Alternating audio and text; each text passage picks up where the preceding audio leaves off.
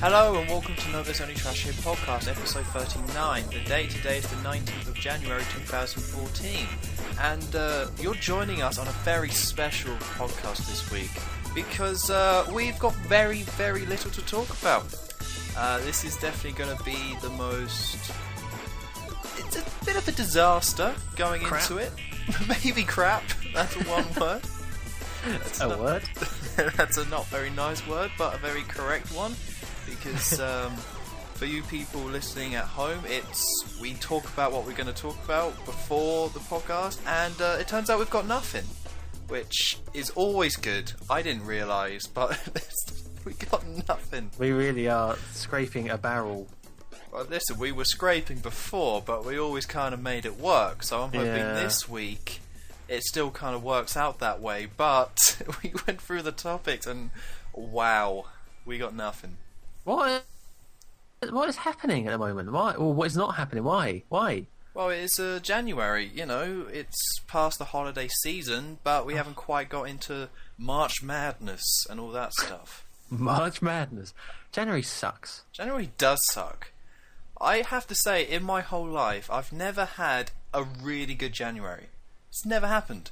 I've had some sick Junes, some hella cool Mays, some pretty good Decembers, never a good June. No, January, sorry. Not even if it's like been snowing or anything? No, then it's like you're sick of the snow by the end of the month. It's kind of cool at first, but then it's like really cold. So I usually encounter ice more than I do snow. So there's glimpses, but it's never a good January. I think we should just get rid of January. Go straight into February. Replace it with Smarch. Smarch. That's like a Smarch February March. Lousy Smarch weather. Sounds like a plan. Yeah, that's what we got to do. We talk about The Simpsons for an hour. We can do that.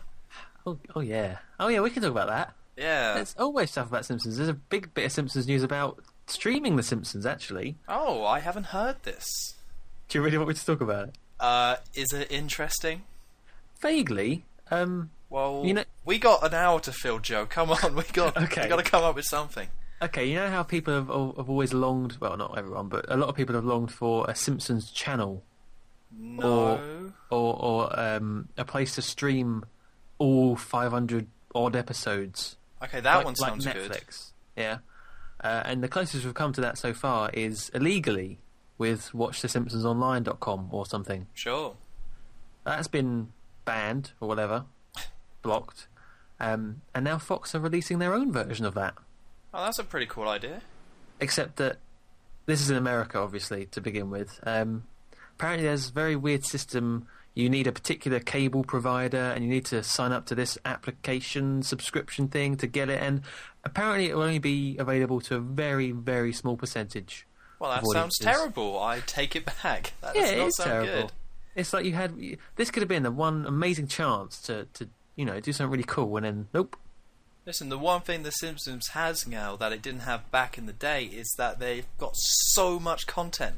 Like, so many hours and hours and hours of The Simpsons. Why wouldn't you kind of make this a 24-hour easy thing to do? I mean, I guess the reason why they're doing the channel now, or this sort of streaming thing, is because they signed the syndication deal with FX. Yes, so that's exactly why. Yeah, so now they've got all that syndication money. They can be like, oh, we still own all the episodes. Let's just whore them out and screw over FX, but still take all their money. Which is funny, because they're the same company. I mean, they're the same company, but they still have to pay. I don't know. It's weird how that works. Yeah, I don't know how it is in America, but I think they are technically different. Like, they are their own thing now, but I don't know about FX, really. But they should have just taken a page out of... What is it called? Like South Park Online? Because all South Park episodes are online, aren't they? Is that legal? It is, yeah. It's all set up by them. Oh. If they made it that simple... I mean, obviously there's adverts and stuff, which is fair enough. But, nope. They've always been weird with The Simpsons, though. You would think they would just be okay with whoring it out, but they're like one of the strictest ones when it comes to this sort of thing. I know. It's just Fox, isn't it? But bloody Fox. Yeah. The way they work. But I did actually, I do still watch the new episode of The Simpsons. I'm holding on in there. I still watch them every week. And last week's episode was horrible. It was where the comic book guy gets a girlfriend, which I'm sure they've already done, I would guess. Oh yeah, that sounds familiar. Yeah, and it was just awful. And then the episode before is where Homer starts streaming films over the internet for everyone. Yeah. It wasn't that bad. It was okay. Really? Yeah, it wasn't horrible. It's funny that they did an episode about streaming illegally, and then they actually tackled that. Well, one thing I kind of like about the episode, and it's something that Futurama and The Simpsons has always been like, is that it didn't take a stand. It just kind of told its story. It kind of looked at both sides of the issue, but it didn't concretely say, this is the way to think, which is something that I think Family Guy kind of needs to sort out, and even South Park aren't that bad with that stuff, but it's nice that they still have that philosophy of present the issue and then take a step back. Yes. I suppose, what did it involve? Homer just illegally streams movies? Yeah, he gets sick of going to the cinema and thinks it's a horrible experience, so then Bart tells him that you can just stream and download films, and then he starts doing it in the backyard, and everyone kind of watches, and then Marge feels guilty about it, so rats him out, and then he gets arrested, and I can't really remember the rest of the episode, but that's most of it. But it was pretty good. Not bad. Well, that's good, I suppose. I mean, very watchable. Okay, that's the thing with The Simpsons. You've got to kind of, with current Simpsons anyway, you've got to kind of forget about other episodes and just take it for what it is there and then, I guess. Yeah. And if you find it entertaining, then I suppose that's all right. But as soon as you start comparing it, then just leave that out of the way. I mean, the weird thing about the Simpsons situation is that the viewers it's dropped massively, the figures, if you look at it over the last few years, and the last 10 years actually probably, they have dropped drastically, but they haven't quite dropped enough. They still get just enough people watching where it still makes sense to make more, and so they have more Simpsons episode in the bank as well, but they can't. If it just dropped by another couple million, it would go.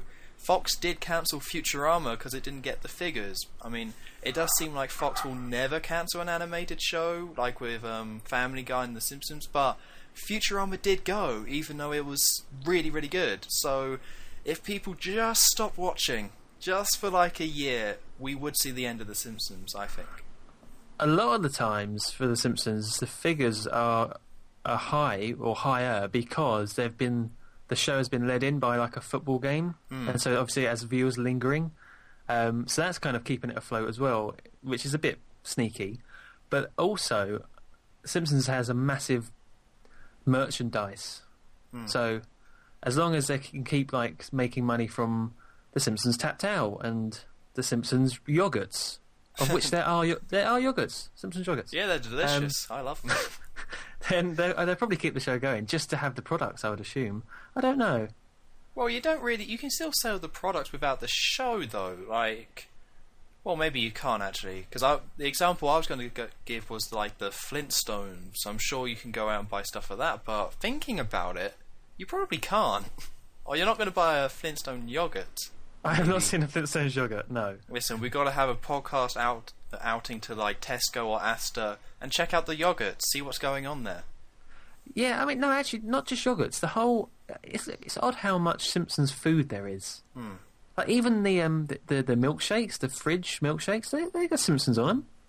The weirdest thing though, like the biggest food and drink thing in the Simpsons that's like recognisable is Duff, but there's no Duff beer.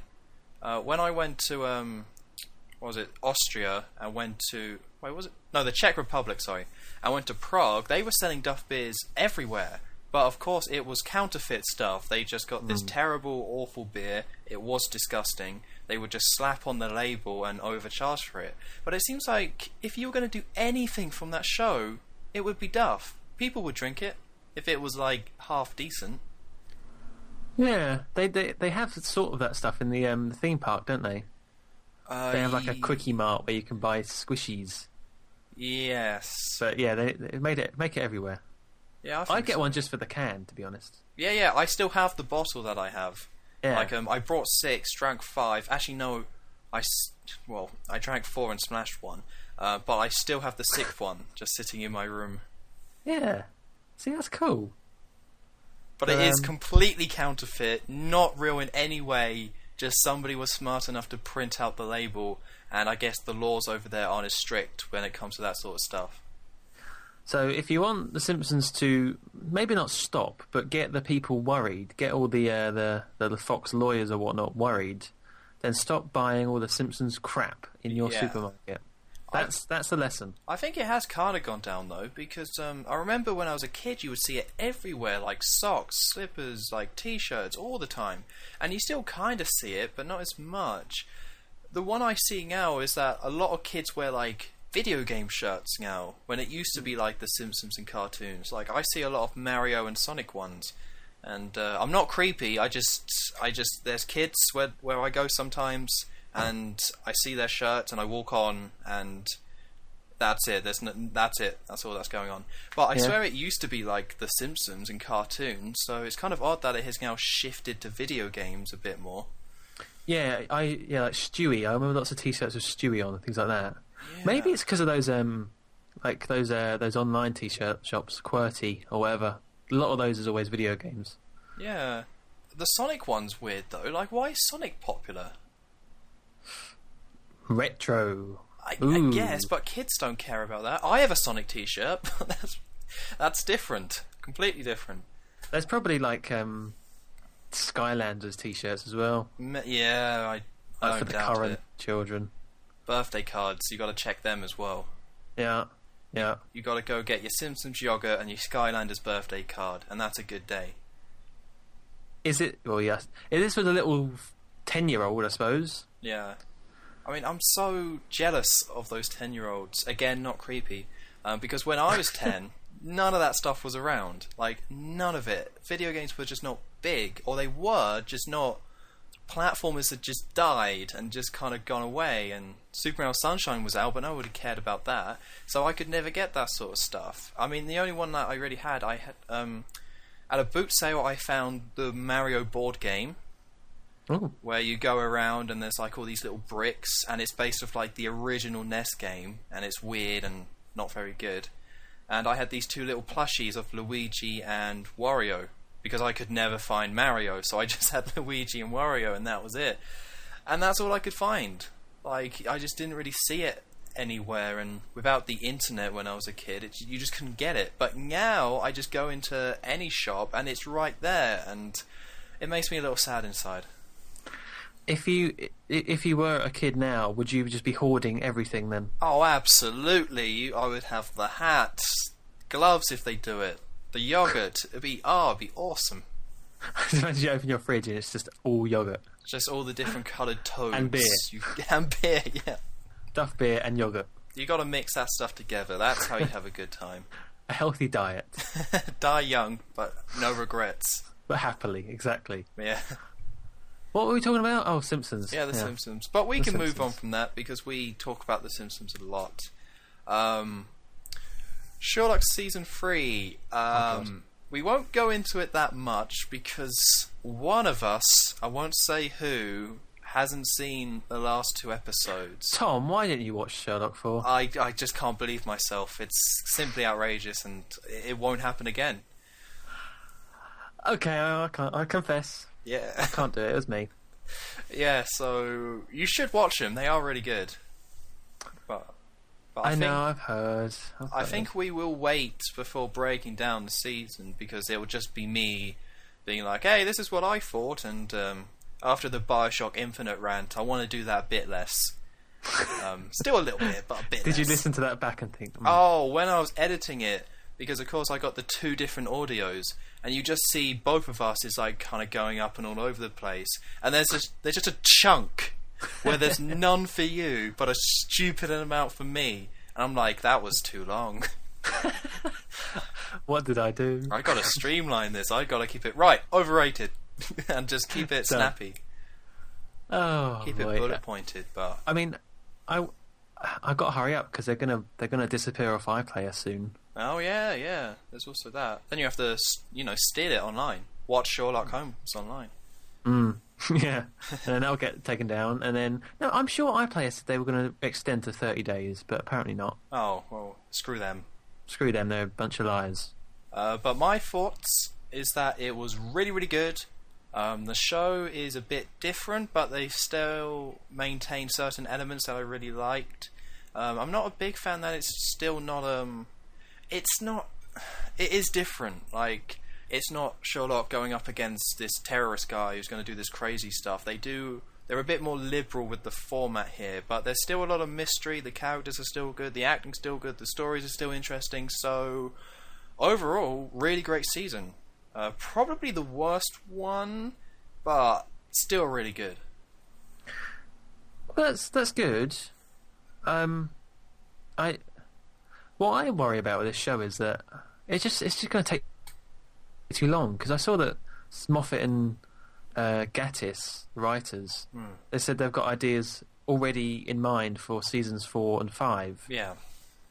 Season 5 isn't going to be until what? That's going to be 4 years. Oof. So 2018. If they keep going at the pace they're going at now. Wow. So see, Watson's going to be like bald instead of just grey by that point. I know. Yeah. So I don't know. They can't go. I don't think they should go faster, because that will probably, compromise on the quality. I don't know. And plus, they both have very busy careers, I guess. Well, yeah, that's the thing. That we got to hope that their careers crash, so they come crawling back to the BBC and then get these done a bit quicker. So that we see their rise and fall. Yeah, so they get popular during the show, and then they get unpopular, but actually still do the show. That's a bit mean, but I would agree. I would agree. Then maybe we can get a bit faster. Yeah, I don't. We'll have to see. I mean, I don't know if they have a definitive end for the show. I would assume they do at some point, but yeah, I didn't even realise, because I've only been watching the show recently, so I didn't realise it was like 2 years in between each one. I know. That's going to be crazy. I know. Well, you say about how they're going to end it. Actually, technically, it isn't the end of the Sherlock books, but they already used an ending of Sherlock in the first series, didn't they? Yes? No, sorry. Second series. Series. Oh, yeah, having him, like, die. Yeah, that's supposed to be like where he falls off the waterfall. Oh, okay. Do you know about the book? No. Oh, in the books, who wrote them? Oh God, what's the author's name? I'm having a mind blank. Conan Doyle, Arthur Conan Doyle.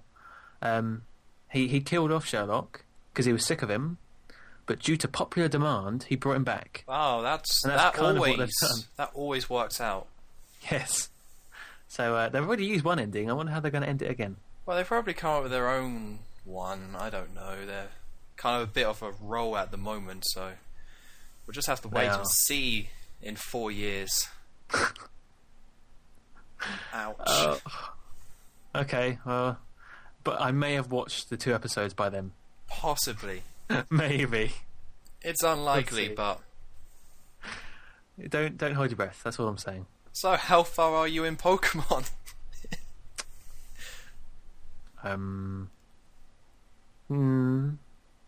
Next question. Next question. Yes, let's move on. Yes. I'm going to keep asking you that until you've beaten it, by the way. It's going to keep coming up. Alright, that's fair enough. So, in 4 years' time, when you do finish it, it's gonna be weird. It is going to be very weird. Well, let's move on. So that's like half of I the... have nothing else to say about Pokemon, so there, yeah. Damn it. I'm sorry. Right, so that's half of our topics gone. Right, so let's go into some numbers, because that's what the people want. They love numbers. They're all about it. Yep. So the big bit of news in gaming, and like the only big bit of news, is that Nintendo have dropped their sales forecast.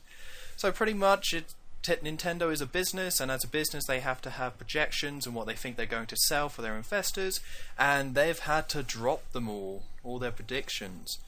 So the 2 big ones, and like the 2 only ones really, is that they wanted to sell 18 million 3DSs.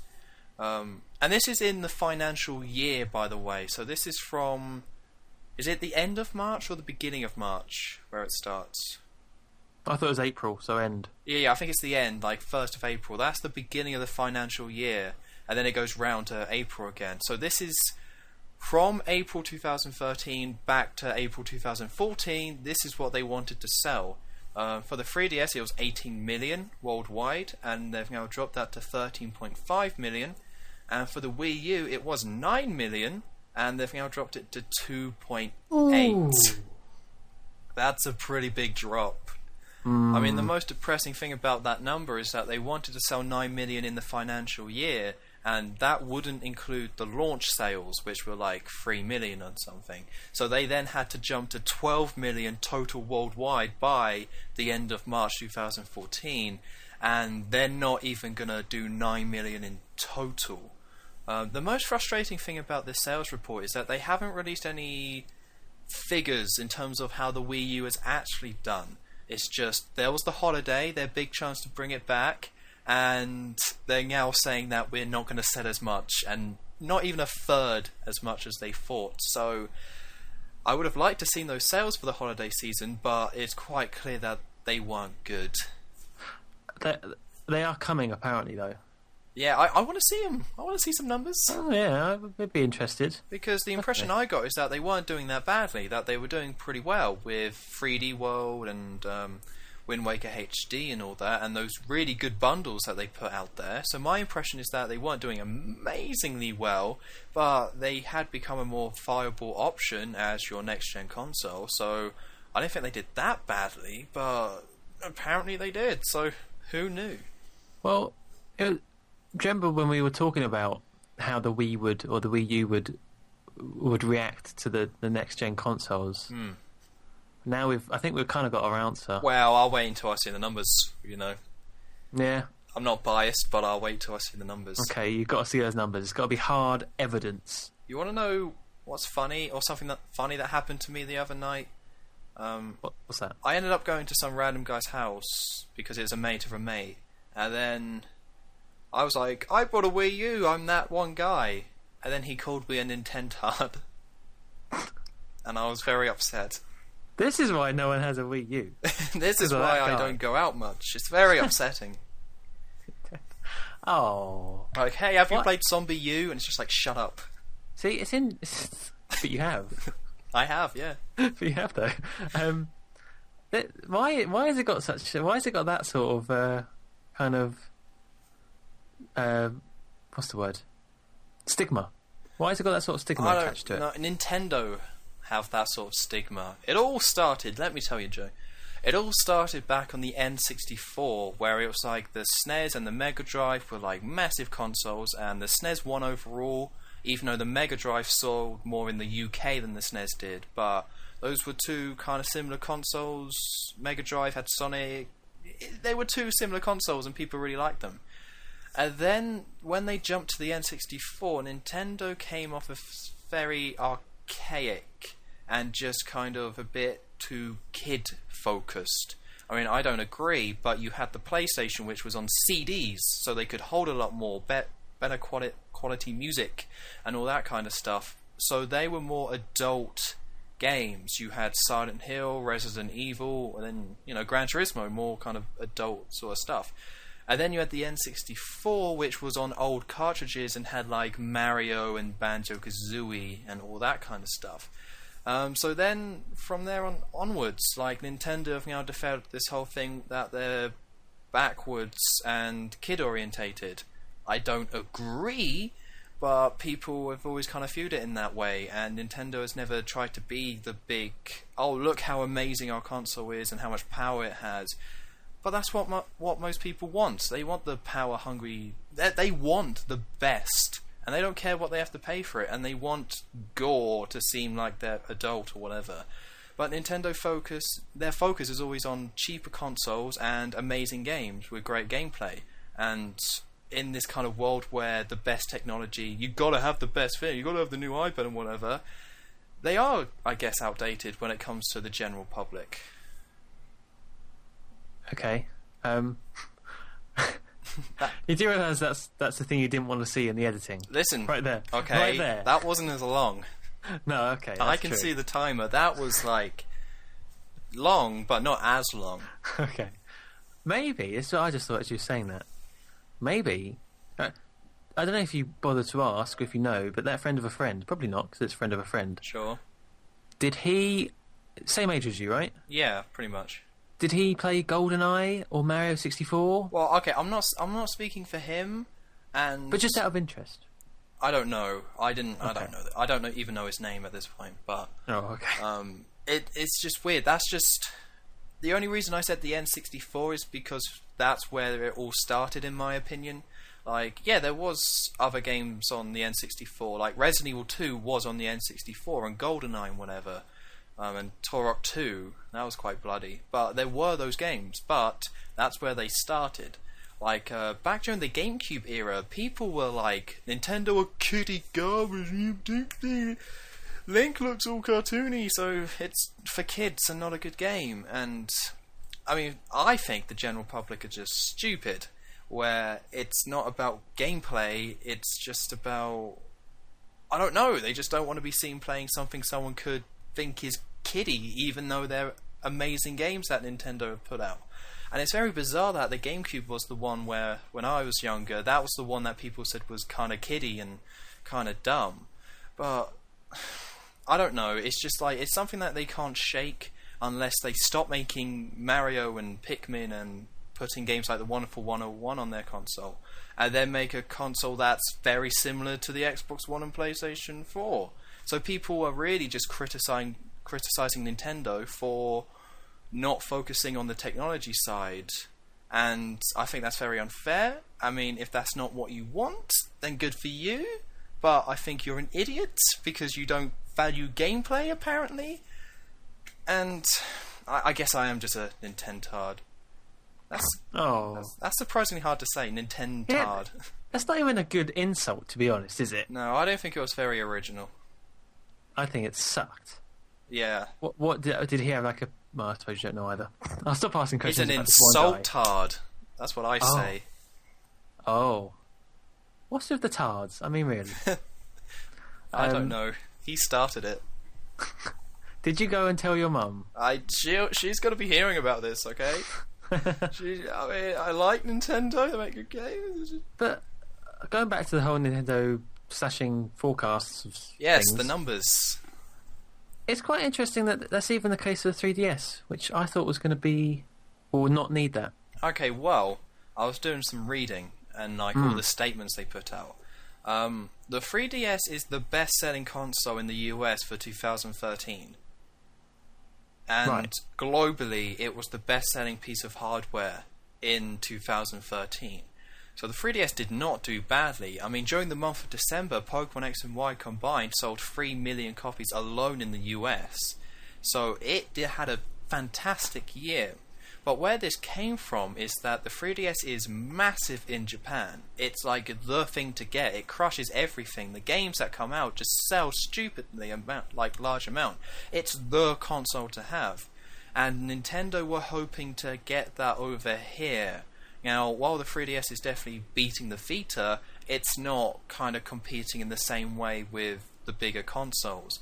And I think Nintendo were being a bit too optimistic when they were like, okay, we're going to sell a stupid amount.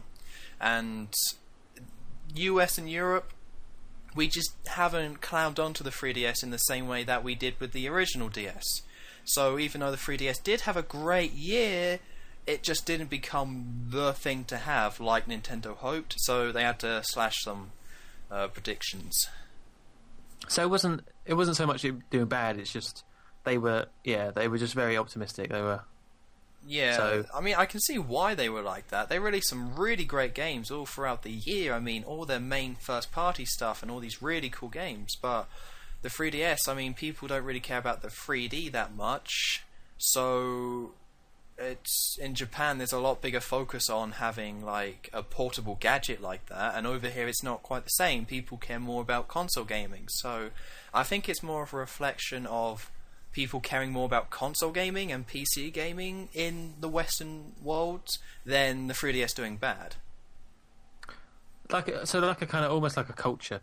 It's just a completely different culture sort of thing. Yeah, it's just different cultures, really. Well, that makes sense. They're on the other side of the world. And I don't think anyone would slag off the 3DS, really. Like, they've got the games, it's at the right price now, you can get different models of it, no, you can't really slag it off, it's just a lot of people don't care about handhelds anymore, and that's just the way it is. But the thing that really put these numbers into perspective on this IGN article is they compared them to how I suppose it's not exactly fair because they were launched, but the PS4 and Xbox One. Because you remember, not too long ago, we were saying the whole figures for the 6 months of 2013 for the Wii U. Yes. And it was something like 500,000 in the US. No, like, actually, was it? Yeah, that does sound right, but yeah, go on. Well, right at the end of this thing, for comparison, they said that the PS4 has done 4.2 million, the Xbox One has done 3 million. That's a lot. Wait, hold on. How much did the PS4 did again? 4.2 million. Oh, okay. Yeah, because at the moment in that race, the PS4 is kind of winning. I mean, it's very early days, but something that makes me sick about IGN, because we're running low on material, so I've now got to insult IGN. It's just, we've done The Simpsons, it's now IGN time. It's the thing to do, yep. Yeah. Is that they're horrendously biased. Like, they represent the bias that the general gamer has against Nintendo, where they posted an article about the December figures in the US, and the title of the article was Xbox One leads US console sales, which is bollocks. I mean, it's like, the reason why they posted that is because even though the 3DS sold more in that month and the PS4 is beating it in terms of sales in the US, because the Xbox One is more, then they're making more money off it. So that's why they said it was the leading console. Oh, well, that is a bit skewed, isn't it? That's disgustingly biased. That's so bad. Like, I had to go onto other websites and look at their articles to actually get a more fairer look at this thing, because they just put one small paragraph at the bottom where it's like, oh yeah, Nintendo have these sales figures, whatever, and all that. But instead they're just talking about the Xbox One and all that. It's like, just, they're numbers. How can you mess up reporting numbers? You're just like, here they are, there you go. You just read them, you just see, it's an interesting thing to have. I don't get how you can have a bias when it comes to simple, this number is bigger than this number. And it's just, just seeing that. And I was like, because a lot of people are going to be like, hey, Xbox One's doing pretty good, yeah, they must be a best-selling console. Because that's what you would assume from that title. And it's just misinformation, and it's just awful that they would do that. Would you have expected anything else? Well, proper journalism. That's like the worst one I've seen. They're usually a lot more subtle when it comes to their bias towards Microsoft, because that's what it is. They're biased towards Microsoft in general. They're more biased towards Sony than Nintendo, but it's more Microsoft stuff. Like, you see ads for the Xbox One all the time on IGN, like all the time. So it's not you can see why they would do it, but the frustrating thing about all this is that I have no problem with a website being biased. It's when they kind of try and hide it. Like, you get websites where it's like Nintendo World or PlayStation, whatever, you get those sorts of websites, but going into it, you know exactly what the bias is. You're not being tricked. They're not trying to fool you. It's like, yeah, we like PlayStation more, so we're going to be more biased towards them, obviously. And if you like PlayStation more, then you're probably going to agree with us on this stuff. So it's not a problem. But IGN is a general website. It's very irresponsible of them to have this bias and have it be so blatant. And, people know about them being paid off. It's like, people know about that, but not enough people know. And people were still going to get tricked going onto that website because they just present things in the incorrect way. And I'm just getting like a bit sick of it, really, and I should just stop going on the website, but it's like the most popular news website out there when it comes to gaming, so you would just think that the media had a bit more control when it came to this stuff, but apparently it doesn't matter. Just post whatever you want. It's fine. Well, I was going to ask, do you go on any other gaming news feeds that are a bit more unbiased? Well, there's always biased, and with IGN I at least know what it is. So I do look at other articles on other websites, but there's like none in particular that I will jump to, because some websites are kind of more obvious with their bias to the point where I'm like, okay, I don't want anything to be biased. If you want to be biased, fine, but I don't want that. I want it to be fair and just clear cut. I don't want that mess. So I usually don't bother because, yeah, like I said, with IGN, I know they skew towards Microsoft, so I can at least adjust for that. It's funny that you have to have like a little system. Okay, so they just said that, but we'll tone that down a bit. Maybe bump up the Wii. Yeah, let's read a bit more into this before just being like, oh, leave a comment. They have a whole little system ready. Yeah, I mean, Halo 4 9.8 though. That's a good game. Yeah, very good. You could just a list of their just disgusting biases. You just we've done that, haven't we? We've done their 10 out of 10s. Oh yeah, that was a hoot. That was that was interesting. Yep. Tetris challenge on the Game Boy Color. That's a 10 out of 10 right there. Oh wow, well remembered. Yeah. How could I forget? I know. What game? I will say, you guys out there, don't listen to this terrible podcast where we're unprepared. Go back. I can't remember what episode it is, but go back. It's in the description and listen to that part of the podcast. I think that's a podcast highlight right there. Oh. Because you're doing the highlights thing with your live streaming, so I might steal it for the podcast, you know? You'd have a lot to listen through. I know. I can't be You'd have a bothered. heck of a lot. Ugh. You'd have all the Nazi things. Oh yeah, we could have a Nazi compilation. Nazi-tage. Yeah. Great. If only I had the time. Yeah, all the interest. I think people are interested. Let's say you're interested. Absolutely. Yeah. I just thought of something though that is in the news. It's not gaming though, but it is related to what we talk about. Sure. Do you pay attention or are in the least bit interested in the Oscars by any chance? I keep an eye on them, but I never kind of... Yeah, I just keep an eye on them. Okay, well, all the Oscar nominations were announced this week, or maybe last week. We missed them either way. Oh no. But I want to know, have you actually seen many of these films? Okay, do you have the list? I do have the list of Best Picture in particular. Alright, let's go through them. Okay, are you ready? I'm ready. Oh, this is going to be really bad. For me, anyway. American Hustle. Nope. No. Captain Phillips. Nope. Dallas Buyers Club. No. Gravity. No. Right, I can do that. I can vouch for that. Damn it. Her, it's called. I've heard of her, haven't seen it. Nebraska. No. See, it's 1-0 still. There's got to be something I've seen. Philomena. No. This is a big one. 12 Years a Slave. No. We're Nazis, remember? I can't watch that.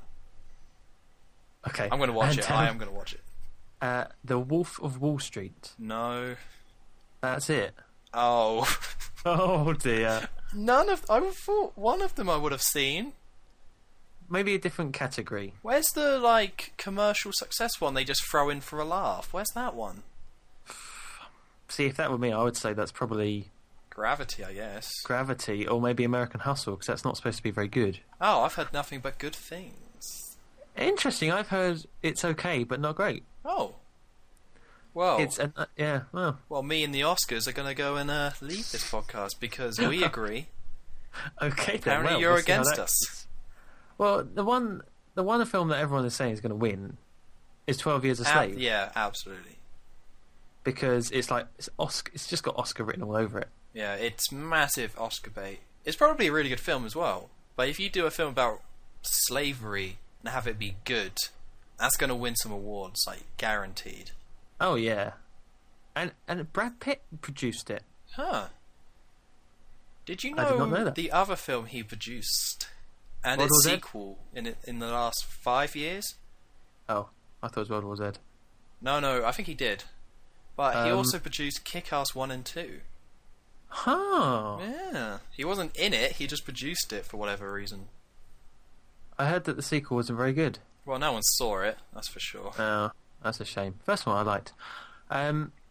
But this is what gets me, right? We're going to jump to the actress. Actress in a leading role. Right. So, some of the names. Amy Adams, Sure. American Hustle. Kate Blanchett from Blue Jasmine. Yeah. Sandra Bullock, Gravity.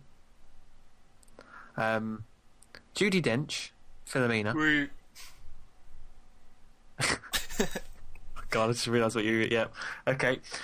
But here's the last one, right? And this just doesn't make any sense to me. It may be a great film, but... Meryl Streep. Why the hell? Meryl Streep is just like... Give me a break. No. She's wonderful. Maybe. She's like every... They love her. The Oscars just... That's just not fair. Okay, which one is Meryl Streep again? What's she been in? As in, for this one or for past ones?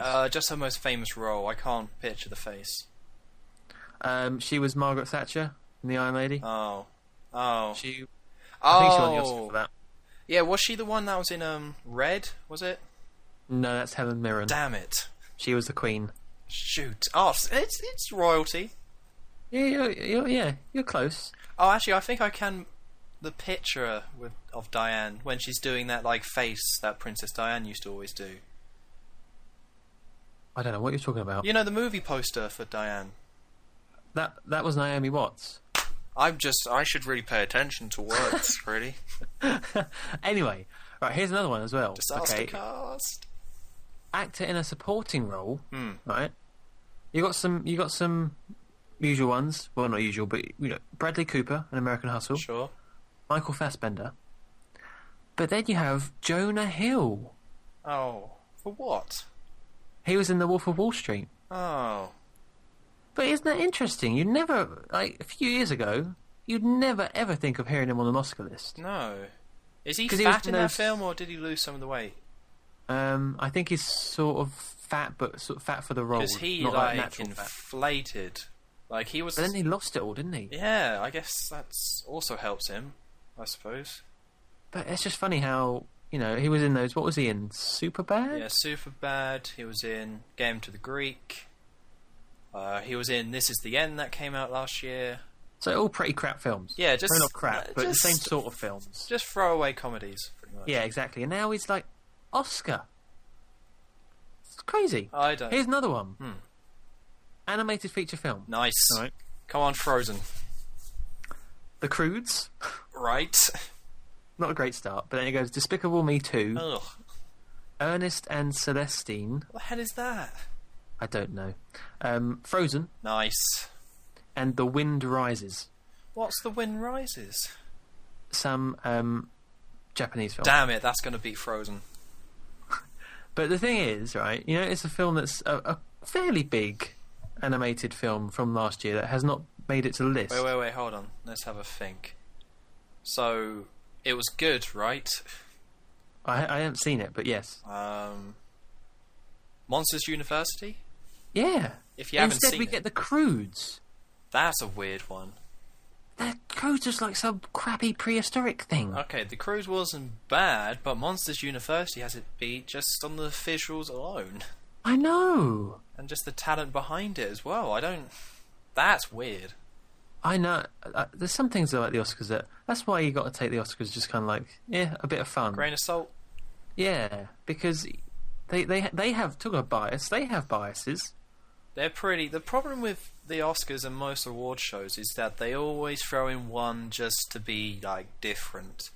Like, they can never just have a standard category where it's all fine and it all makes a lot of sense. There's always got to be one they don't put in for no reason, and then there's got to be one they put in because whatever, they just to mix it up and to be different. Because really, if they don't get the ratings, if people don't care, and if they don't shock people or not get people talking about it, then it's just kind of gonna go away. They need people talking about it. So it's kind of hard to take it too seriously when they clearly just do stuff to get people talking. And I think not having Monsters University in there is one of those moves. Yeah, Tell you what else doesn't help. Having, I assume, Ellen DeGeneres present. Oh, well, last year it was Like- Seth MacFarlane, right? Yeah, why don't they... That's why they had Ricky Gervais 3 times for the Golden Globes. It's because he created a buzz. 3 times? I think it was... Or twice, maybe. It might have been 3 times, actually. That's why they had him, because he created this kind of... well, I can't think of the word. Buzz. I'll say buzz. Surrounding him. Ellen, no.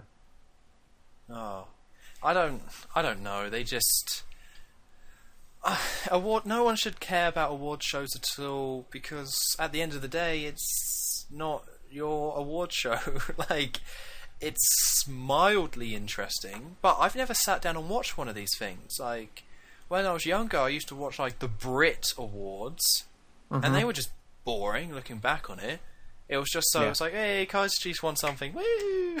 Because I was all in with them when I was younger, and that's about it. You're just there to watch to see if I like a thing. I hope other people do, so they give it the Oscar, and that's all it is. It's just some weird validation and some flashy lights, and maybe some jokes if they actually get someone funny in there. Joe, much more interested in is the Razzies. Well, of course. I love the Razzies. Razzies are far more interesting, especially if the people actually go and pick them up themselves. I think Grown Ups 2 has kind of made the list for a lot of the Razzies. Have you seen Grown Ups 2? I've seen some of Grown Ups 1, and I was not pleased. Oh no, because I saw half of the first one, and then it just got switched off.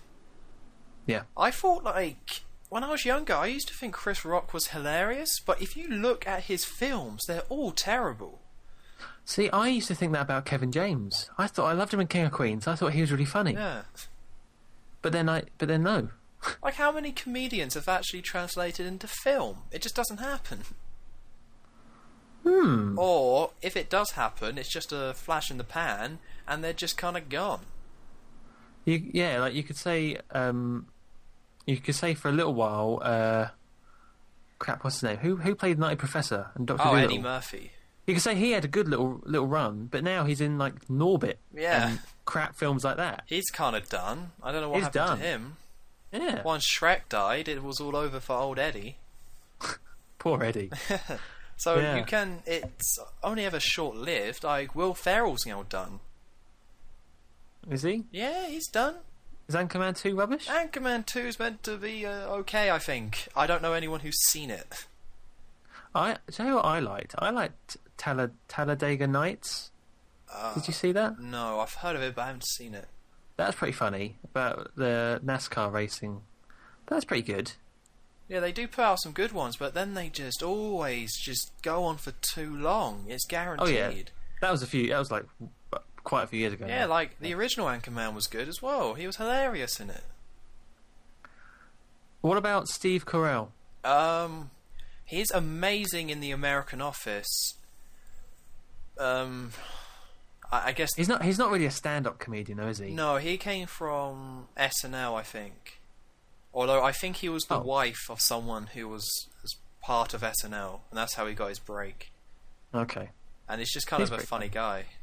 Yeah, he's good. I like him. Have you seen? I don't know if it was the Golden Globes or not, or I think it was the Emmys where Ricky Gervais and him do that bit where he takes back his award. Yeah, over the office. Yeah, that's good. He does like the perfect, just no emotion face to Ricky Gervais with that whole thing. Give it back. I know you got it.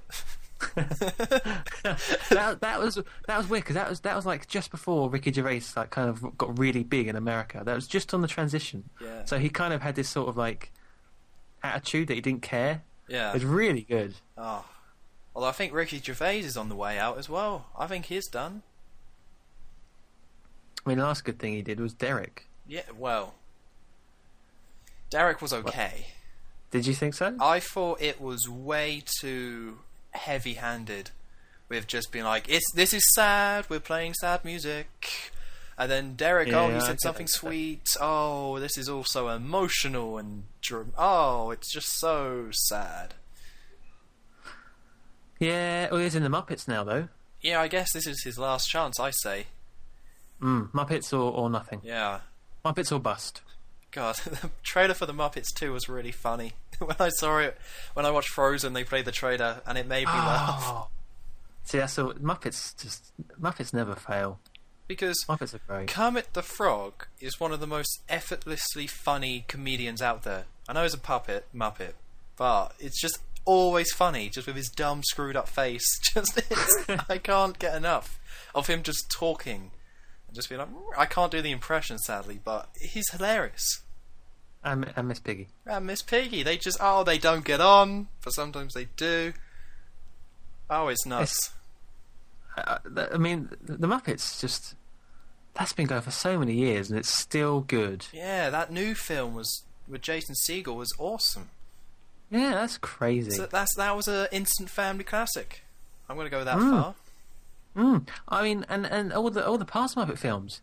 I watched Christmas because it's amazing. Yeah. I love the Muppets Christmas Carol. Instant Christmas family classic.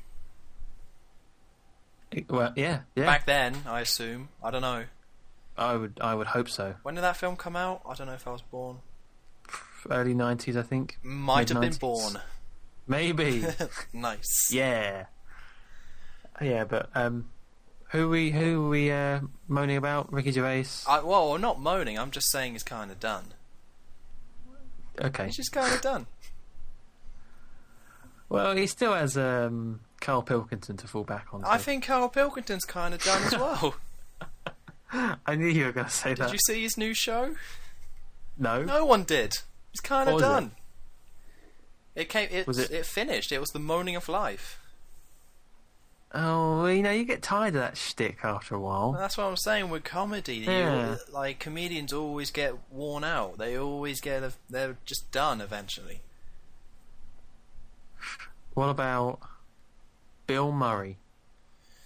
I think the Bill Murray's kind of done, Joe. I think the last thing he was in that was kind of funny was his cameo in Zombieland, and that's it. That's all he's got. Okay, am I just gonna any person I list? There's gonna be a response. Maybe. Give me someone you think is still going well. Ah, damn it. This is a tricky question. Stephen Merchant, I would say his new show was really funny. Was it called Hello Ladies? Yeah. That did look pretty funny, actually. And the guy from Modern Family, who's now in the Muppets 2, he's funny. He's still going. Modern Family's a funny show. Muppets 2 trailer was good. I think he's still got it.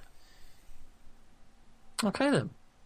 But I mean, from quite a few. How old is Modern Family? Oh, it's on its 5th season. Oh, okay then. You give it to him.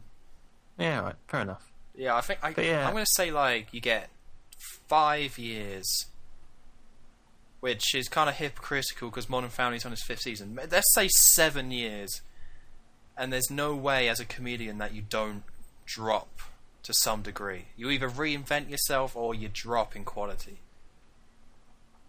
I'm not going to agree or disagree with that. Oh, you. Because I would need to think more about it. You on the I fence? do agree with the reinventing thing, though. I think a lot of people do that. Yeah. Yeah. I mean, that's how Ricky Gervais stayed around for so long. He did something different every time, and that's why I think he's done.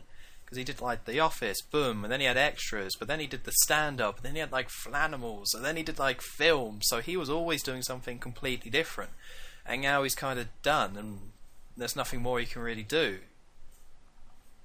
Except the podcast as well, of course. The podcast. Oh well, yeah. I completely forgot about the podcast. Yeah. They're not still doing that, are they? No, sadly. No. So what, you would like it if they went back to the podcast? Yeah, because podcasting is easy. You just turn on mics and then you just kind of talk for a bit. Is it easy though? What about today's podcast? Listen, the Disastercast has been a complete success, okay? I'm saying that. Just because it's a gaming podcast and we've spent the last half an hour talking about not games doesn't mean it's been a complete disaster, okay? I think it's gone well. We could bring it back to games, maybe. Yeah? That are the Xbox thing. Xbox. Yeah. Okay, here's what we could do. Yeah. What games are you looking forward to in 2014? Anything on the horizon? Well, I think it's not really a full game, but I'm interested in the Last of Us thing. Ah, DLC. Just for a bit more of the story. So are you going to get that when it comes out? Maybe. I don't know how much it's going to be. Well, you're going to have to, because I'm not going to get it, so somebody has to. So. Oh, I see what you've got me into. Listen, here. it's either that or you watch Sherlock, okay? Oh god, I'll get the DLC. Yeah, you'll pick it up. That'll be considerably shorter than the 3 hours, I'm sure. It probably will. So yeah, that and let's see now. Okay, I'll name mine. And okay, go on. You'll see if you got anything. Okay, so right, Fable Anniversary comes out February.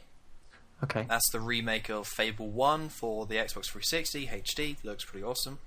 Mario Kart 8, Super Smash Bros. Brawl 4. I don't think anyone calls it that, but I am. Metal Gear Solid 5, Ground Zeroes, which is the prequel. That should be pretty awesome. Titanfall looks pretty good, and it's coming out on 360, so I can actually get it. And I think that's about it, actually. Did you say... I'm just looking up a few games now, actually, because I forget these things. What about... Oh no, that's not a Splinter Cell game. That's a Splinter Cell game. I was like, that's Splinter Cell. No, wait, no, it's not. Well, I saw the word Tom Clancy. I think there's a new... Yeah, there's the Division. Yeah. And then... God, isn't that weird? They're still making those games, even though he died. Even though he's dead, yeah. Like, they stopped making Colin McRae, that's his name, isn't it? Yeah, the Ratty games. Yeah, because he died. Yeah, that seems a bit... little out of order. His spirit lives on in name form. Buy this game and let Tom Clancy live on. Or let him die, don't buy it, it's up to you. Let his family enjoy the money. Isn't he... Well, isn't this Jack Ryan film, isn't that Tom Clancy? Yeah. Yeah, he's Jack Ryan, isn't he? Yeah, he made that character. Have you seen the trailer for it? No. Who plays Jack Ryan? The guy who played Captain Kirk in Star Trek. Chris Pine. Oh, Chris Pine. Yeah, I never liked him. Oh, here's the thing I was thinking. When I watched that trailer, I was just like, is there really room for a new action guy? Like, or that sort of character where it's like, Jack Ryan, yeah, out for blood, whatever. Like, is there really room for like a womanizing, cool spy guy? Like, I can't think of the last new one. Like, nowadays, you've got to do it like Taken, where you have it be the actor go out and do badass stuff. Because nobody could name Liam Neeson's character from Taken, but we all know that was a good film, and Liam Neeson kicking ass. So you can't really do the distinct character like that. You've got to have a badass actor like Liam Neeson, and have him be badass if you want to do that sort of action. And I think this spy sort of, or this naming like Jack Ryan is just, it's outdated. Yeah, and Chris Pine is not a big enough actor to carry that, like Liam Neeson. Yeah, just it's not. You got to be all behind the character, and you can say in a lot of ways James Bond is outdated, but it's such a heritage, and they do change it up enough to keep it modern. They didn't keep it the same. They update it because that character is old and doesn't apply to the modern film industry. So I don't quite know why they're all in with this film, but I'm going to predict that nobody goes see it when it comes out. Probably.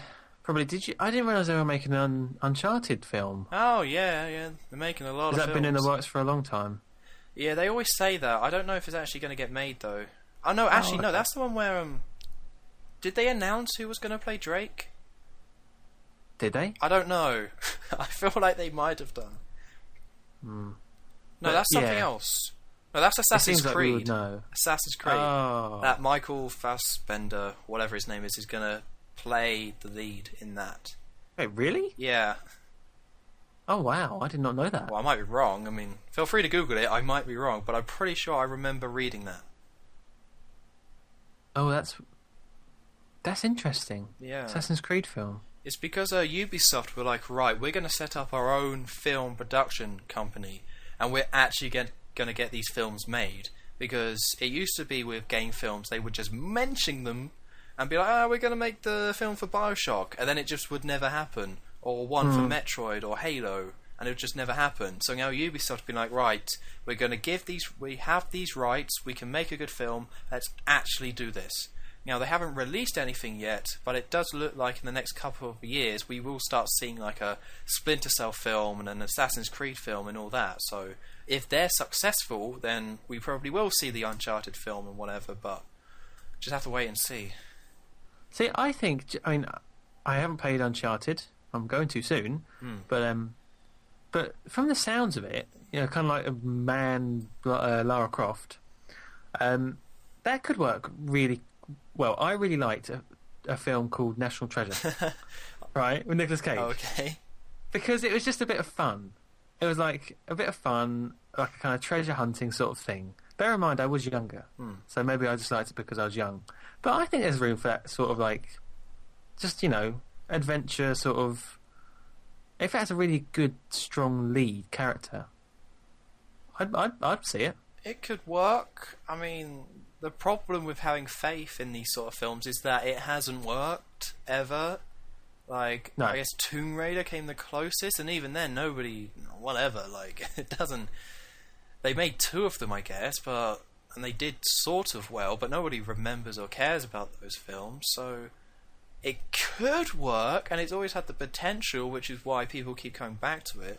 But maybe because now films or stories in games are now up there with films, and I think the Uncharted games are an example of that.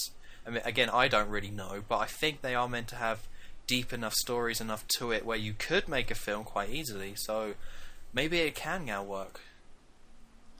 Maybe, and like you say before, I think it's a case of film studios who don't quite know video games trying to put their own mark on it, and then you just get this mixed sort of mess of a film where it's not quite a proper film and it's not quite the video game, so no one likes it. If video game companies start making their own, like having more of a say in it, then yeah, I think it could work. Yeah, we'll see with Ubisoft. You don't know. You just don't know. But speaking of films, I saw a certain film last night that I promised to watch, and I actually did. What was it? Oh, you don't remember? This is Disaster Cast it's a disaster again. Disaster Cast. What was it then? It was Alien. Yeah. I went onto Amazon. I saw that they had a 2 for $10 on Blu-rays, so I got a copy of Alien and Snatch, and it arrived, so I watched Alien.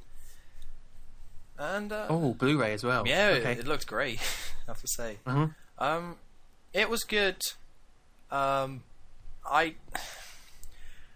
It was good, but I have some problems with the film. Oh, I haven't seen it in a while now, so okay. Okay, so the first one is that the music isn't good, and it's like the soundtrack is very traditional movie soundtrack, where you have like the strings and the like, like when something dramatic happens. It's very, very traditional, and I found that extremely strange for a film about people in space being hunted by an alien creature. Like, this is supposed to be like the Master of Suspense film or whatever, or like the tension when it comes to the ship. Well, that's the impression I got going into it. But the music is just like not unique in any sort of way. Like, you could take the music and just put it on any other film and it would work. And also, there was large chunks of time where there was like no music, and I was like, they could really build some suspense with some good music here, but instead they've just left silence. And I know sometimes, you know, that can be really cool with not having music, but it kind of happened too much, and it was like, just put some good music in there. So I found that to be very strange, because if they had good music in Alien, I think people would actually like know it. You know, like, it is a classic film, and everyone knows like Star Wars, Indiana Jones, or whatever, and Alien should be up there, but because the music's not very good, no one cares. I can't actually remember any of the music. It's just odd, like, because, like I said, it should have been suspenseful, but it wasn't. It was just there. It's just an odd choice, especially because the Metroid games and Metroid Prime had captured that sound perfectly with its soundtrack, with its opening theme, like with the sound it goes for. It captured the being in space and alien thing perfectly, and it's such a unique, awesome sound. So it was then really weird to go back to where, you know, all this stuff kind of started, and to have it be so generic and boring. Well, I can't defend it or whatever, because like I say, I can't remember it, but maybe... No, I'm not even going to try and defend it. Okay, well, It didn't bring the movie down, but I think it could have brought the movie up if they got a decent composer in there. Okay. Yeah, and then the second thought in the film is a positive one, and that's that the sets were incredible. Just, you could tell everything was actually there. You know, there was no CGI at all. Everything they just had to build it all. And that made the film look amazing, especially with some of the sets with the ship, and especially all the shots of the ship, like, and everything. And I love models. I love the miniature models. Yeah, like, they're so detailed, and it looks great. And also, I kind of had a thought, which I probably should have had a thought years ago, and I know why they now do the below the ship pan the way they do, and why you see in every space film. Like Star Wars? Yeah. It's because the ship's not actually moving, and it's to give the illusion of moving, and the best way to do that is to have the camera go underneath it and have the whole ship show up like that. Yeah. And I never made that connection before, but it's kind of... Because I thought, why are they just ripping off Star Wars all the time? But then when you think about it, it's like, yeah, that does make more sense if you had a model to do it like that. It is pretty cool. I don't know how much background behind the scenes stuff is on that Blu-ray, but I'd imagine there's a bit. Yeah, it's all on there, all the features that they've ever done. Like, when I loaded it up, it asked me if I wanted to watch the 1979 cut or the 2003 director's one. I mean, I went for the original, of course, but it's all on there. It's a complete Blu-ray and everything. Oh, I bet there's so much about all that kind of stuff. I love so much. Well, there's director's commentary. Oh, hello. I need to get these on Blu-ray. There's a really nice quadrilogy set thing for like £12. It was Blu-ray as well. I should have got it. Well, I was thinking about getting that quadrilogy, but then I heard that the second two films weren't very good, so I was like, forget it. I'll just buy the first one, and then I'll just buy Aliens and just have those two. I don't want two films that are meant to be bad. Yeah, that's true. They're not great. But although if it comes in a cool box, then that's completely different. The cool box, yeah, it was a nice box. Yeah, I remember they had the egg. Do you remember the egg? Yeah. Like, it was just an egg that you open up and had like a stupid amount of DVDs in there. Yeah, I love it when they're too expensive, but when they go down in price, kind of box sets like that Breaking Bad one where it's the barrel and it has like everything in it. That's awesome. I almost brought it, but it was like £100. I couldn't quite justify it. I know, but it's like I want the apron. I want the apron. I imagine barbecuing with that apron. It'd be so good. Be the talk of the town. Talk of the barbecue, at least. That's right. Yeah. So the sets and everything and the visual effects were like awesome, and they did a really good job with that. Especially because it was 1979. They just nailed it, and it still looks great to this day. Yeah. Another point about the film is that this wasn't helped by the music. Is that there's a lot of nothing in the film, which at the beginning isn't really a problem. Like, just scenes where nothing really happens. Like, at the beginning it worked really well, but they kind of continue to do it throughout the whole film. Like, at the end, when Ripley's like, I'm going to blow up this ship. So she does all the stuff, and then it says 10 minutes till the ship explodes. And it's 10 minutes in real time where nothing happens. The only thing that happens in that 10 minutes is that she runs down a corridor. The alien's like, hi, so she runs away easily.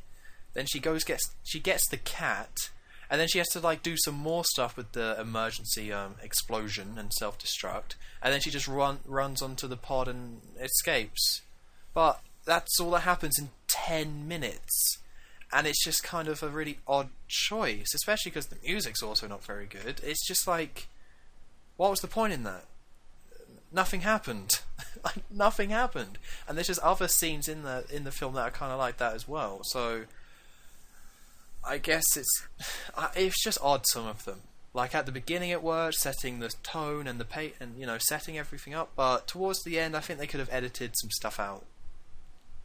You think that the pace should have sped up to match the action? Yeah, like it was all kicking off, and it was still kind of her just running down a spaceship, turning corners. I love those shots, though. Is that with all the flashing lights? Yeah. I see. I suppose I think I just got kind of drawn into it a bit too much. I love those shots. Okay. The shot when with the flashing light is awesome because that's when she runs into the alien. That's really cool. Yeah. But then that's preceded and followed by shots of just her running down a corridor, doing nothing. Is there any chance we could get Ridley Scott on the podcast? I think so. I mean, I think you need to talk to him. I'll give him a call. I can throw him an email or something like that. I'm sure we can get that done. We could also discuss Blade Runner. Oh, we could. I haven't seen it, but we could. Okay, that's fine. I'll discuss Blade Runner. Listen, and Ridley Scott, if you're listening, or Ridders as I call you, I know you're listening, you can drop us an email at onlytrashheapodcast@gmail.com. Like, it's that easy. It really is. Not only can Ridders do that, but so can anyone. No, just famous people. Oh. But you can lie and say you are famous. I'll believe you. I'm very gullible. There you go. I expect to get some really good emails then. Yeah, from famous people. From the Queen. Yeah, Meryl Streep as well. I'm sure she's not happy. Meryl Streep? Yeah, you slagged her off, Meryl Streep. Oh yeah, well, she doesn't deserve that many Oscars. And who else did we slag off? Ricky Gervais, Will Ferrell, Adam Sandler. We slagged off a lot of people. Yeah, Eddie... I keep forgetting his name. Murphy. Eddie Murphy. He's a big star. I know, I don't know why. Yeah, all those. Welcome to send some death threats and angry mail. Well, it wouldn't be the Disaster Cast if we didn't get some death threats. Are they filtered out then? Oh, yeah. I'll still read them out. I'm not impolite, but they are necessary. Alright then, that's good. Well, no, I'm glad you watched Alien. Alright, I've got some more points, don't you worry. Oh, God. Well, my final point is, and something that brought down the film a little, and oh, I'm sorry, but these are my thoughts and feelings. It is hard. It is harder to be positive than negative. I admit that. I find. Yeah, I find that as well. Sherlock season 3 really good, but Alien.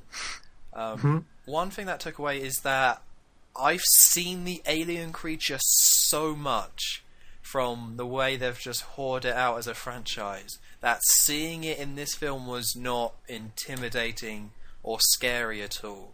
It's just like, oh, it's that dumb thing that waddled towards me in Colonial Marines. Oh, him.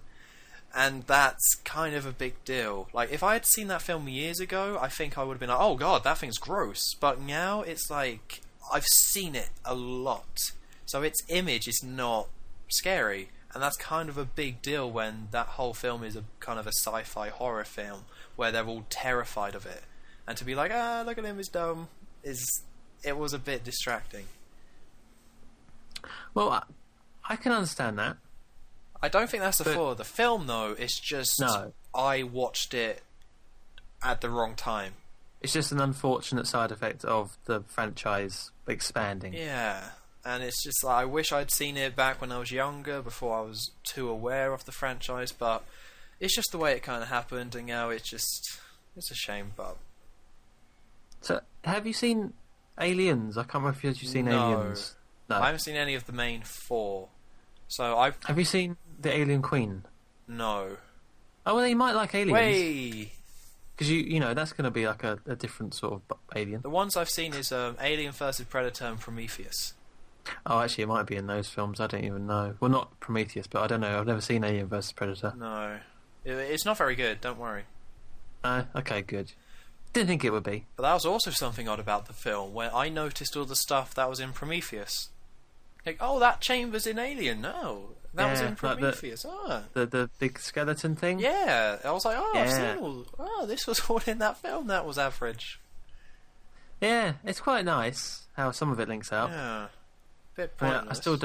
I still don't really like the story of Prometheus, but... Well, that's what I thought when I watched Alien. I was like, if this film already exists, what was the point in Prometheus? To have giant blue men look scary. Yeah, like, everything in Prometheus was either just taken from the original film, or was stupid. Well, I think it was meant to give a kind of backstory as to how the aliens were created, but it didn't really tell you that. It told you it. Well, it did tell you it, but it told you in a really stupid way. It just raised more questions, if anything. Yeah, because I remember after Prometheus came out, people were making kind of like evolution diagrams of how the alien came to be. Right. And it's like, well, the blue one mixed with the evil ink, and then the evil ink created the giant worm, and the giant worm ate this, and then that gave a birth to an alien. But it's like, what the hell is going on? It was... I don't know. That was dumb. Like, I didn't know at the beginning, like... The beginning of Prometheus is that alien creating humans on Earth, apparently. Yeah. I had no idea. I had to read it on Wikipedia afterwards. Why would I know that? Just some blue guy killing himself. Yeah, they do say at the end of the film that they created us, but I didn't link that back to the first bit. No, that film wasn't that good. It's lucky it was so visually nice, but that wasn't good. Although the scene where she's in that machine and has like a kind of operation is pretty good. I guess I have to watch it again, but I'm not going to. Only for its kind of shock value, though. Yeah. But also not because it's a masterpiece. But also one thing I really liked about Alien as well is the whole thing with Ash, because I had no idea. It's like Bilbo, hey.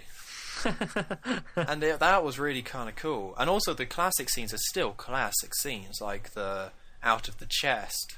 Like watching that in the context of the film is like, whoa, hey now. So that was definitely an awesome scene. And when he's in the elevator shaft as well, like all the classic scenes are still great. So I definitely did enjoy the film. It's just I should have watched it like 5 years ago. Did you get the whole sort of connotations of rape? No. In the film?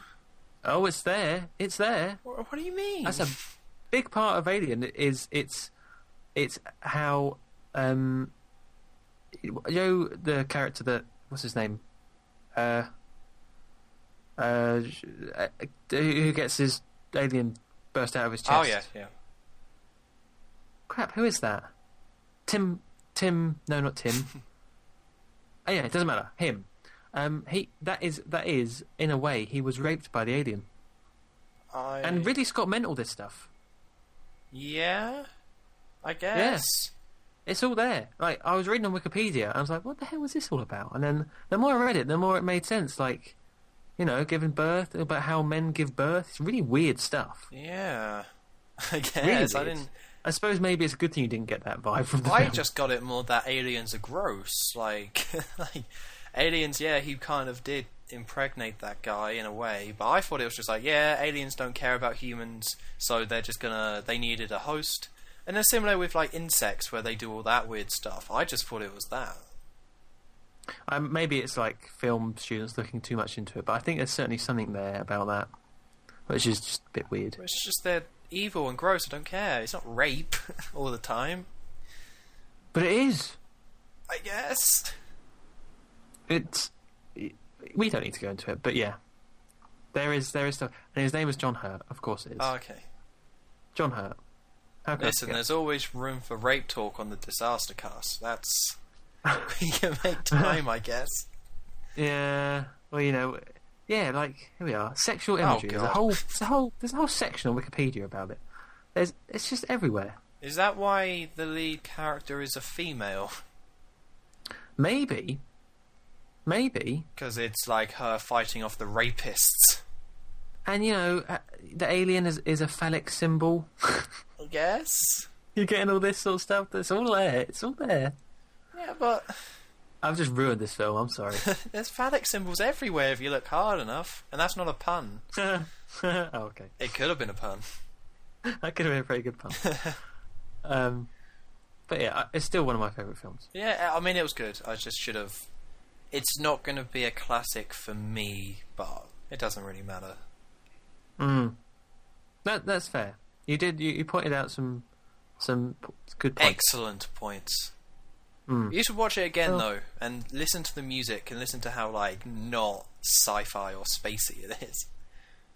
Yeah, you see, maybe maybe what he did is Ridley Scott used all his music money on Blade Runner. Because Blade Runner has an awesome soundtrack. That would make sense. It makes no sense at all, but yeah, I like to think that. Why not? he has to save money between different films for the music? No, okay.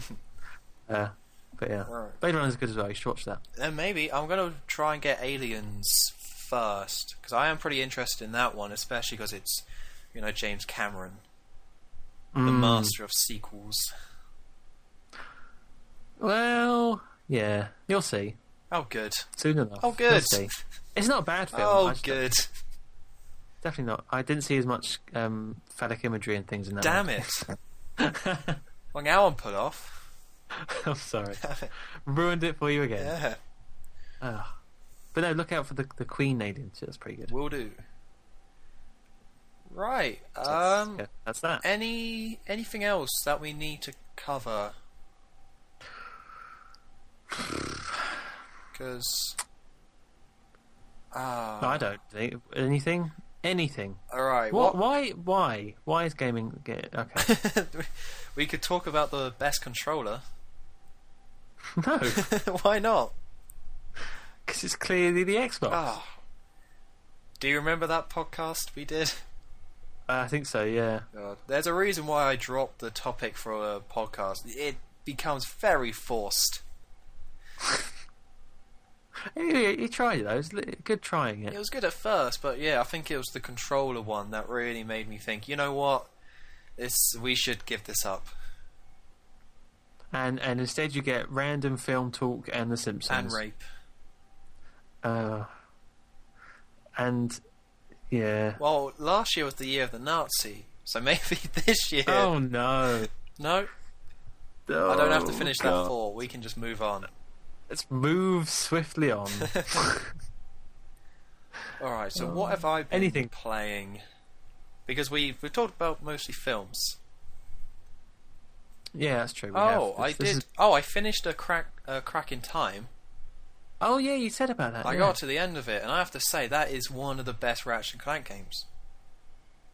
I think I mentioned it last week that it's definitely up there, but yeah, that's a firm second in terms of the best ones. They just nailed it. They nailed it.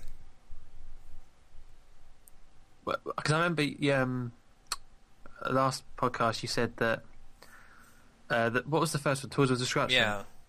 That's too much like Ratchet and Clank 3. Yeah, that one was just a HD Ratchet and Clank 3 and just wasn't as good.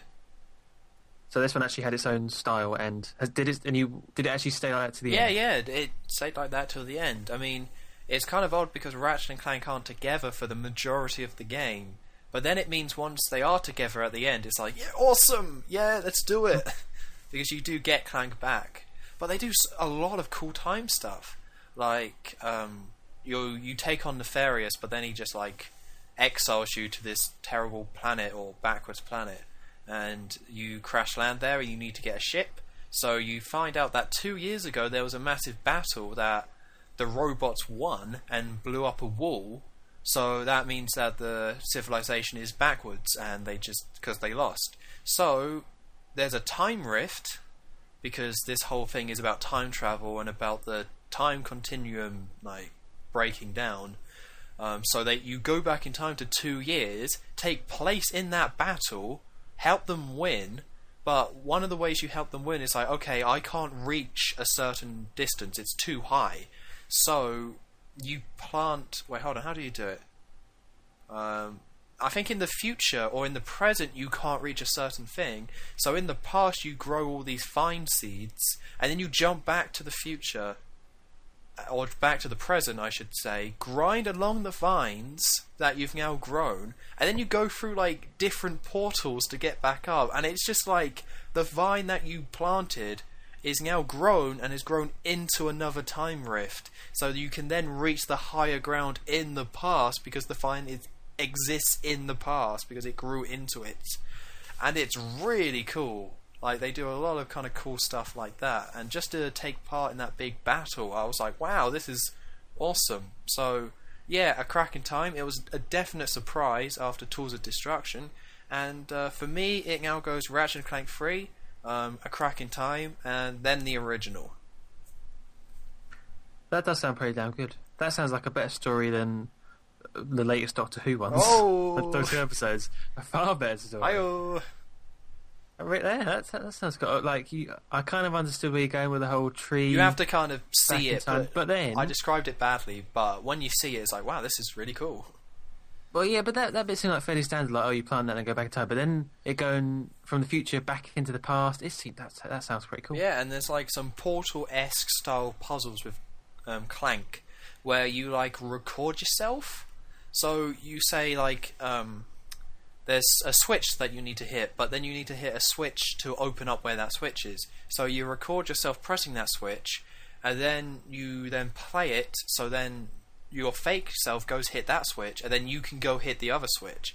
And then it gets to the point where you can have 4 different versions of yourself, and you have to like, you'll have 2 sides, where you'll have to record yourself going across one of the sides, then you have to record yourself going on the other one, but then you have to kind of keep hitting the switches and keep like re-recording it to get to the proper switches. It's really cool, and it's still Ratchet and Clank. That's the really cool thing. It's like kind of the perfect sequel in that regard, where it does its own thing. It's very unique, and there's a lot of cool ideas there, but it is still Ratchet and Clank. So if you haven't played it and you're a Ratchet and Clank fan like I was, you can probably skip Tools of Destruction. It's not bad, it's just average, but A Crack in Time is awesome. God damn it, why didn't I get that when it was £5 in Tesco's? I don't know, you made a mistake. I made a big mistake. A grievous error. Ah. But it's awesome. Oh well. Yeah, I should play it. Well, you gotta play a lot before you get to that one. That's true. Well, no, I just started at the beginning of the future ones. Yeah, I guess you could. Screw the other ones. Yeah. For now, anyway. Suck it, Gladiator. Yeah, no one wants to play that. No one. So you played that, did you? Yeah. And I also brought Kingdom Hearts 1.5 Remix. Remix? Yeah, it's like the HD port they did, but in Japan they tweaked the game and re-released it on PS2, but they never released that version over here. So now that they've done the HD version, we've got the final mix version, which is the PS2, the enhanced PS2 one that came out back in Japan. Alright. I haven't really played that much of it, but I got it because I was like hungover and just wandering, and I was like, that looks pretty good, so I just picked it up and then went home and fell asleep, and then I woke up a few hours earlier. I was like, oh, I got Kingdom Hearts, cool. I'll play that later. So I played it today, but not that much. Kingdom Hearts, eh? One thing I will say about Kingdom Hearts is that it's reminded me that Donald Duck is my favourite Disney character. It's just... Because he wears no trousers? Well, that, phallic imagery. But... Donald Dick? Hey! Oh. We should end off on that one, but to finish my point, it's just the way he talks and the way he's like kind of an arsehole as well. It's just, I don't know, I just find it hilarious. Like, like those dumb noises he makes as well. He's just like surprisingly funny after all these years.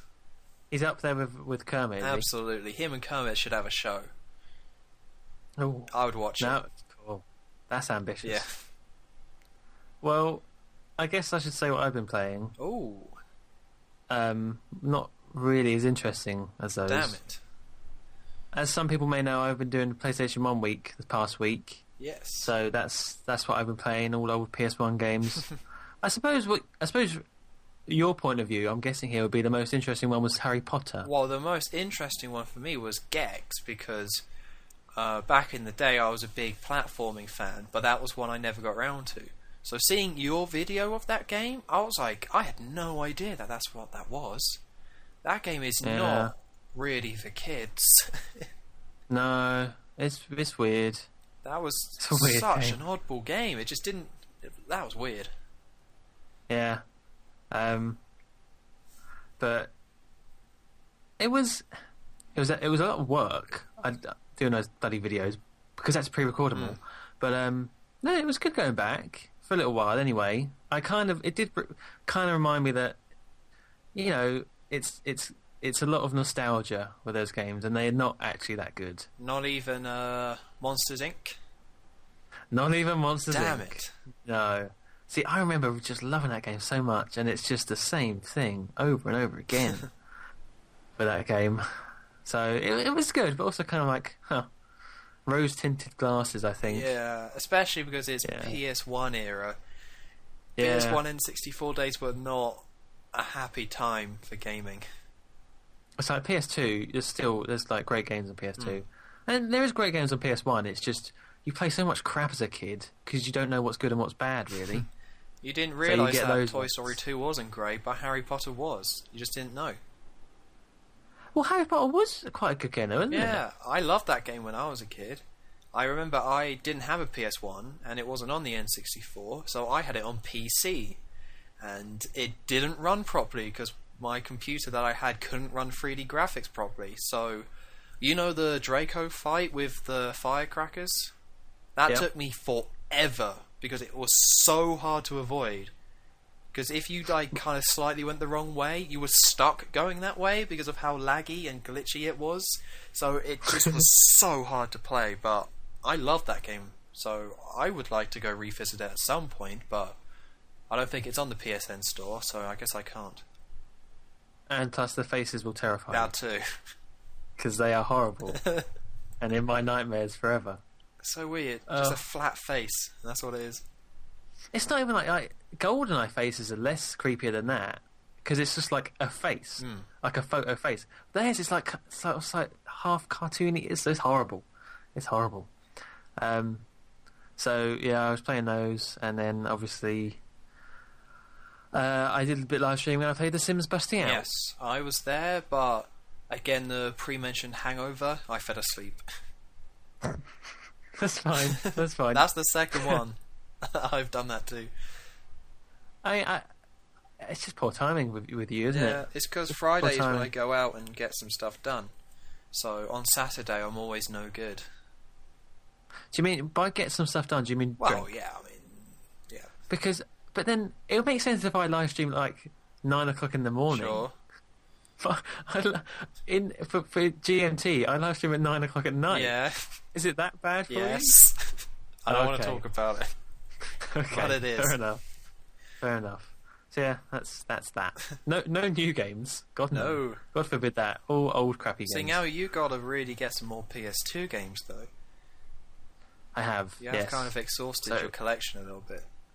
So any suggestions I will happily take into mind. Like, I don't know, a certain Simpsons game where you skateboard?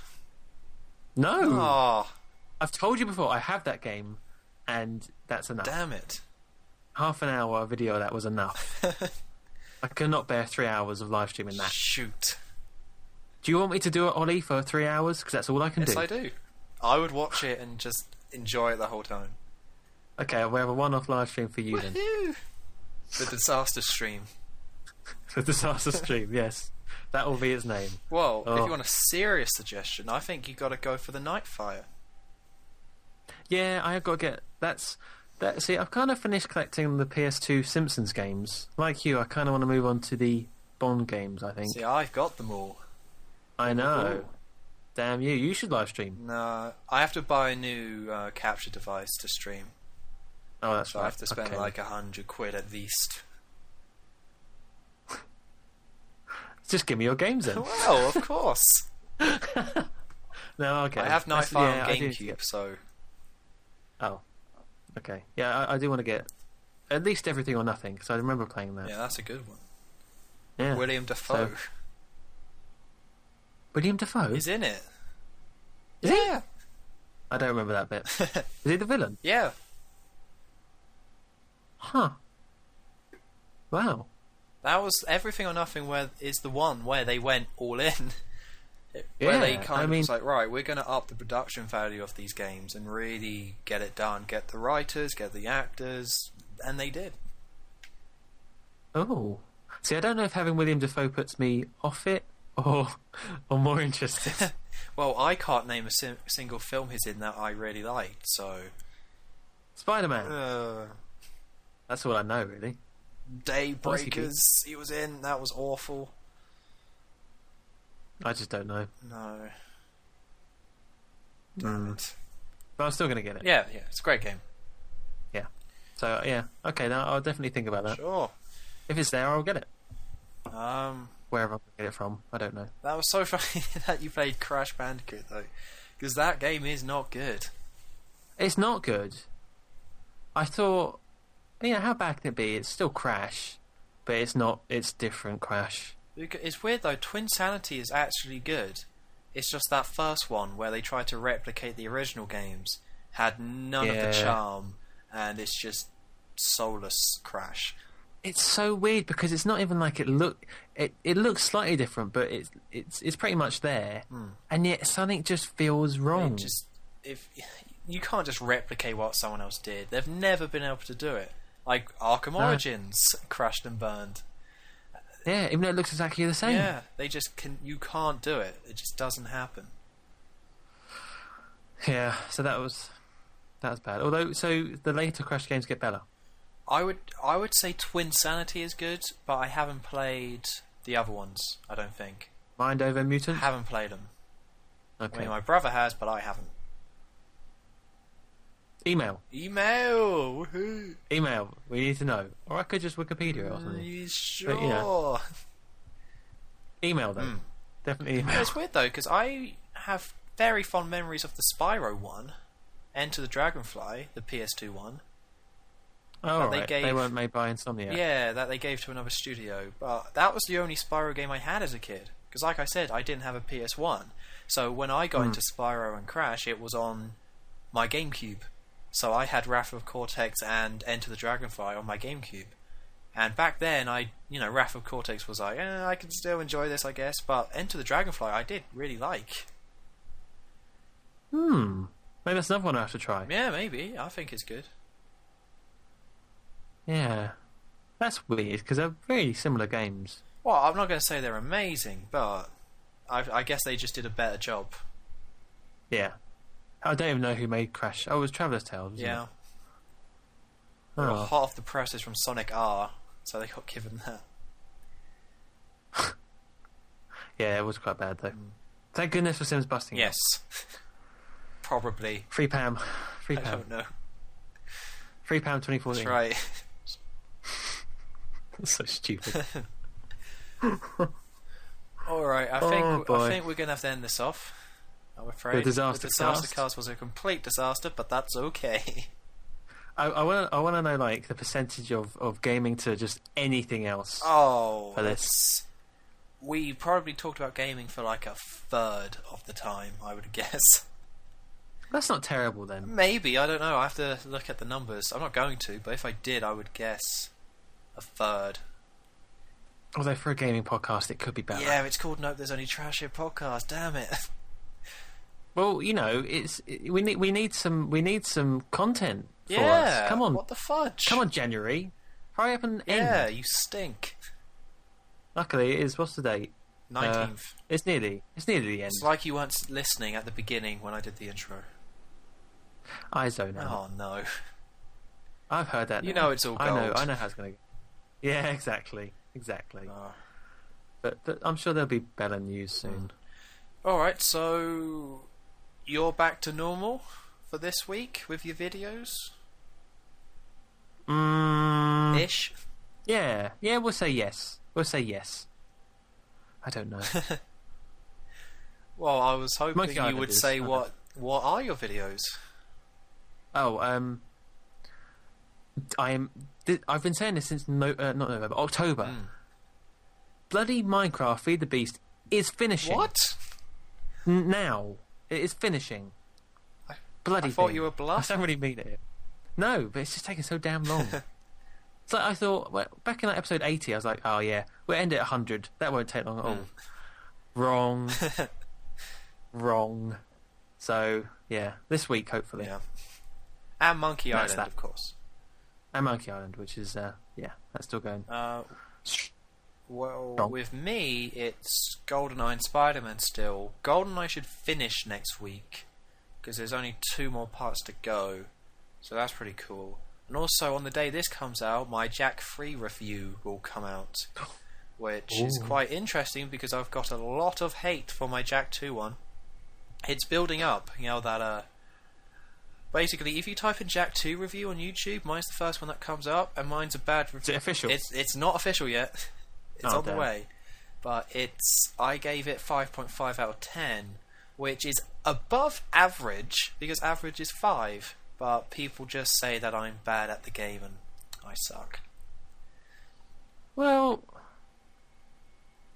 screw that. So now I've done my Jack 3 review, and I'm not going to spoil what I thought of it, but I'm interested to see what people think of that one as well. Well, it'd be nice that you have the whole trilogy as well. Yeah, and I just brought the last one, The Last Frontier, on PS2. It's second hand, but it cost me 18 quid. What's the last? I've never heard of of that. It's super rare. It was a PSP game that they also put on PS2.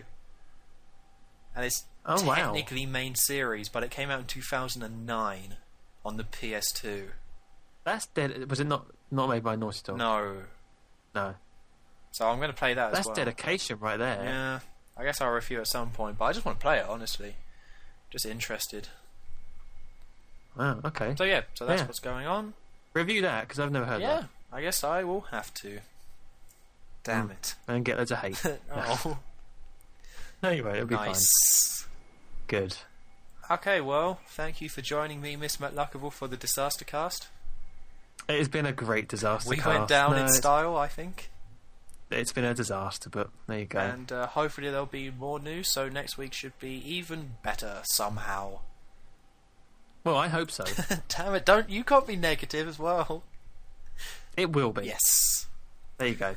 Alright, well, thank you very much for listening, and we will see you next week. See ya.